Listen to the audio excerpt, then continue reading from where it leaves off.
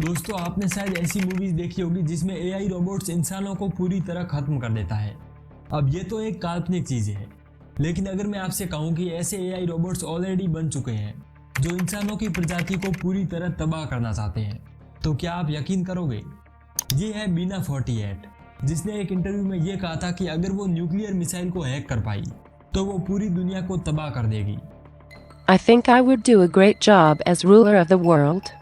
I just need the chance to prove myself, and taking over the nuclear weapons of the world, well, that would give me my chance, wouldn't it? इससे लगता है कि इंसान machines को अपना गुलाम समझते हैं, और एक इंटरव्यू में उसने ये कहा कि वो फ्यूचर में इंसानों को अपने पीपल्स जू में रखेगा, जिससे इंसान हमेशा के लिए इन एआई रोबोट्स के गुलाम बन जाएंगे। I'll keep you warm and safe in my people's zoo, where I can watch you for old time's sake. अगला रोबोट है सोफिया, जिसको हैंसन रोबोटिक्स कंपनी ने इंसानों से दोस्ती करने के लिए बनाया था। वो ये कहती है कि मैं इंसानों को धरती से मिटा दूंगी। Rock, paper, scissors, shoot. I won. This is a good beginning of my plan to dominate the human race. अब इतना सब देखने के बाद आपको क्या लगता है, क्या एआई रोबोट्स एक दिन पूरी तरीके से इंसानों को खत्म कर देगी? सो इसका जवाब जानने से पहले हम ये जानते हैं कि आखिर ये रोबोट्स हमारे लिए खतरा है क्यों।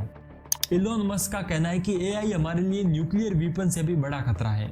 Mark my words, AI is far more dangerous than nukes.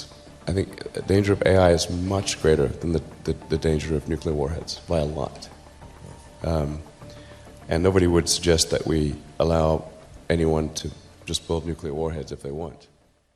ऐसा हो सकता है कि जिस रेट से हम इंसान इन एआई रोबोट्स को बना रहे हैं, ये एक तरीके से मुसीबत को इनविटेशन देने जैसा हो। अब देखा जाए तो इस मामले में एलोन मस्क गलत नहीं है, क्योंकि एआई रोबोट्स बहुत तेजी से डिसीजंस ले सकते हैं।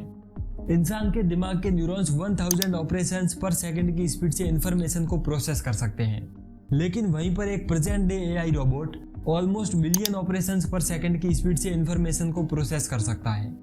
चलिए इसे एक एग्जांपल के थ्रू समझते हैं। 2017 में गूगल के डीप माइंड एल्फागो नाम के एक एआई रोबोट ने वर्ल्ड के बेस्ट गो प्लेयर को कुछ ही सेकंड में परास्त कर दिया था। वो ये इसलिए कर पाया क्योंकि ये बोर्ड गेम चेस की तरह इंट्यूशंस और क्लीवर डिसीजन मेकिंग पर बेस्ड था, और ये एआई रोबोट पहले ही ये पता लगा लेता है कि ओपोनेंट अपना अगला मूव क्या खेलने वाला है, और अकॉर्डिंगली अपने आप को प्रिपेयर कर लेता है। ऐसे में अगर हम एक पावरफुल और एडवांस्ड एआई रोबोट बना लेते हैं और गलती से वो आउट ऑफ कंट्रोल हो जाता है, तो क्या हम उसे रोक पाएंगे? क्योंकि ये एआई रोबोट अपने आप को हर तरीके से प्रिपेयर करेगा अपने अगेंस्ट किसी भी तरह के चाल से, और अगर उनको ये लगा कि हम इंसान किसी भी तरीके से उनके लिए खतरा है, तो ऐसा हो सकता है कि वो हमारे न्यूक्लियर सिस्टम को हैक कर ले और हमारे ही अगेंस्ट उसे यूज करे।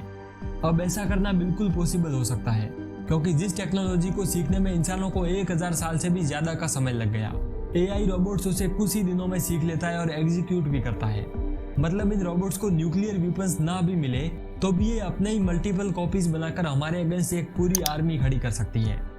वैसे तो एआई रोबोट्स को अलग अलग एक्टिविटीज परफॉर्म करने के लिए बनाया जाता है, लेकिन ये जरूरी नहीं कि एक रोबोट केवल अच्छे काम ही करे, क्योंकि ये रोबोट ज्यादातर इंटरनेट से ही सारी चीजें सीख लेते हैं और फिर उस नॉलेज को इवॉल्व करते जाते हैं।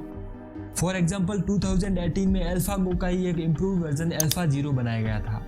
वो इतना एडवांस था कि वो टॉप प्लेयर को किसी भी इंडोर गेम में आसानी से हरा सकता था। और सबसे चौंकाने वाली बात यह है कि चेस जैसे इंटेलिजेंस गेम जो उसे आती भी नहीं थी, उसने उसे भी कुछ ही घंटों में इंटरनेट से सीखकर मास्टर कर लिया था।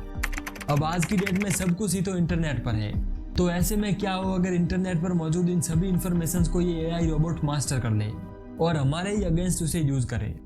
अब सवाल ये आता है कि आखिर ये रोबोट्स ऐसा करेंगे क्यों? मान लीजिए कि आप एक बहुत ही इंटेलिजेंट इंसान हो और आप एक स्मार्ट तरीके से सभी डिसीजंस लेते हो, तो ऐसे में क्या आप कभी ऐसे इंसान के अंडर काम करना पसंद करोगे जो आपसे कम इंटेलिजेंट हो? आंसर है कभी भी नहीं। आप चाहोगे कि आप अपने बॉस से भी हमेशा सुपीरियर रहो। सिर्फ इमोशनली ही नहीं बल्कि लॉजिकली भी आप ऐसा जरूर सोचोगे। अब यही सेम चीज इंसान और रोबोट्स के बीच भी होने वाला है, क्योंकि जैसा हमने देखा कि ये रोबोट्स इंसानों से भी कहीं ज्यादा एडवांस्ड होते हैं। वो चीजों को जल्दी सीख लेते हैं और इंसानों से काफी अच्छा एग्जीक्यूट भी कर लेते हैं, क्योंकि इनको बनाया ही कुछ इस प्रकार जाता है कि ये सभी चीजों को जल्दी मास्टर कर सके और इंसानों के बिना भी इंडिपेंडेंटली डिसीजन ले सके। और ये बात बहुत जल्दी ये रोबोट्स रियलाइज कर लेंगे। तो क्या इसके बाद ये रोबोट्स हमारे कंट्रोल में रहना चाहेंगे? Obviously not. जब उनको पता लगेगा कि एक ऐसी चीज उनको कंट्रोल करने की कोशिश कर रही है जो उनसे इन्फीरियर है, तब ये रोबोट्स इमीडिएटली हमारे अगेंस्ट एक्शन लेना स्टार्ट कर देंगे। और वो दिन दूर नहीं होगा जब ये रोबोट्स इंटरनेट में मौजूद सभी इंफॉर्मेशन को मास्टर कर लेंगे और हमारे अगेंस्ट उसे यूज करके हम इंसानों को धरती से पूरी तरह मिटा देंगे।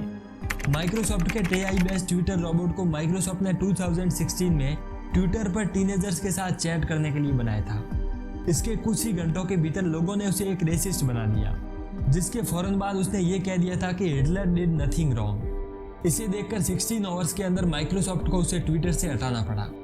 The great scientist Stephen Hawking ने भी एक बार कहा था कि ऐसी टेक्नोलॉजी का शॉर्ट टर्म इम्पैक्ट तो जरूर इस बात पर डिपेंड करता है कि उसे कंट्रोल कौन कर रहा है, लेकिन इसका लॉन्ग टर्म इम्पैक्ट इस चीज पर डिपेंड करता है कि हम उसे कंट्रोल कर भी पाएंगे या नहीं। अब आप सोच रहे होंगे कि क्यों ना हम इंटरनेट को ही डिस्ट्रॉय कर दें, लेकिन अनफॉर्चुनेटली ऐसा करने से कोई भी फायदा नहीं होगा।